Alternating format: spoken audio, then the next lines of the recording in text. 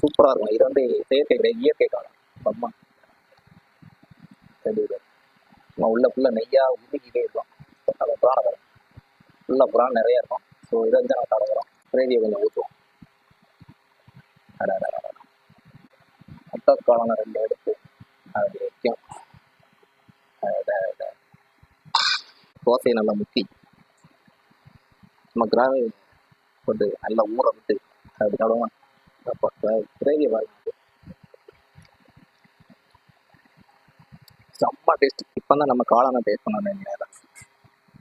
இந்த காளான் செயற்கை காளான் மாதிரி கிடையாது, அது ஒரு இயற்கை காளான். இடிச்சா மட்டும்தான் இதெல்லாம் நமக்கு கிடைக்கும்.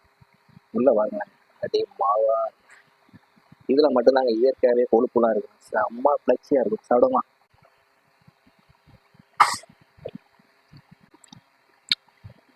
இதில் மட்டும்தான் நம்ம கொழுப்பே போகிறதான கொழுப்பு மாதிரி செம்ம ஃப்ளெக்ஸியாக இருக்கும்.